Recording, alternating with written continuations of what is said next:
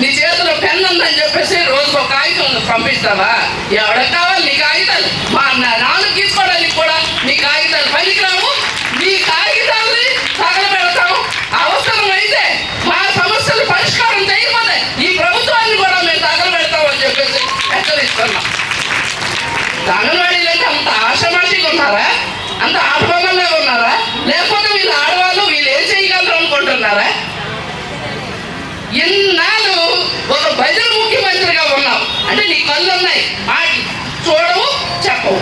నోరు ఉంది, చెప్పు. చెవులు ఉన్నాయి, వినవు. నేను వింటా, నేను కంటా, నేను చూస్తా, నేను పాస్తా. ఏం చేస్తున్నా? ఏమీ లేనటువంటి ఒక ప్రత్యేక ప్రతిభావంత ముఖ్యమంత్రి ఈ రోజు ఉన్నాడు అంటే దివ్యాంగ ముఖ్యమంత్రి. అంతే కదా? నోరుండి మాట్లాడినాడు మూగాడే కదా, చెవులుండి వెళ్ళాడు చెవిటాడే కదా, కళ్ళుండి చూడలేనాడు గుడ్డోడే. ఇంకా గట్టిగా చెప్పాలంటే ఇన్ని అవలక్షణాలు నీలో ఉంచుకొని ఇవాళ అంగన్వాడీ వర్కర్ల మీద అచ్చేస్తాం ఇచ్చేస్తాం నీ ఉద్యోగాలు పీకేస్తాం అని చెప్పేసి అనేటటువంటి ధైర్యం నీకు ఎక్కడి నుంచి వచ్చింది?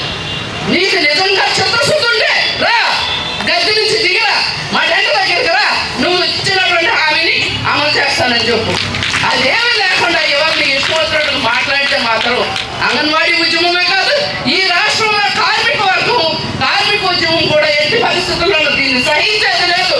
ఖచ్చితంగా నీ అధికారానికి నువ్వే కొలువు పెట్టుకుంటున్నావు అనేటటువంటిది గమనించు. అలాగే నువ్వు ఎంత దీనిగా ఈ రకమైన కుతంత్రాలతో ఈ రకమైన చట్టాలు తెస్తావో వాటిని అదే పద్ధతుల్లో మేము ఎదుర్కొంటాం. ఖచ్చితంగా మా సమ్మె కొనసాగిస్తాం. సమస్య పరిష్కారం అయ్యేంత వరకు మా సమ్మె కొనసాగుతుంది. మేము వేతనాలు పెంచుకుంటాం అని చెప్పేసి చెప్తున్నాం.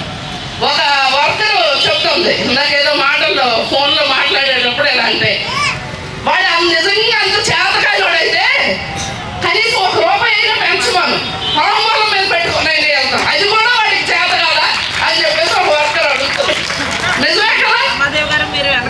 అంటే అంత దుర్మార్గంగా ఇవాళ ప్రభుత్వం ఆలోచిస్తుంది. కాబట్టి సోదరి మల్లారా, మీరెవరు భయపడాల్సిన పని లేదు, జంకాల్సిన పని లేదు. వాళ్ళు వైసీపీ కార్యకర్తలను ఉపయోగించుకుంటారు, అధికారులను ఉపయోగించుకుంటారు, పోలీసులను ఉపయోగించుకుంటారు, చట్టాలను ఉపయోగించుకుంటారు. ఏమన్నా చేయలి, తాడో పేడో మనం తేల్చుకుందాం. దానికి సిద్ధంగా ఉండాలి. రేపు ఉదయం ఈ టెంట్ పిట్ట ఆడేటట్టుగా మన జనం అందరూ కూడా ఇక్కడికి రావడానికి సిద్ధం కావాలి. ఆ రకంగా మన సమ్మెని కొనసాగించాలని కోరుతూ ధన్యవాదాలు. ఉండబోతుంది నియోజకవర్గం ఈసారి రిజల్ట్? మంగళగిరి నియోజకవర్గం ఆల్రెడీ విజయం లోకేష్ బాబుది.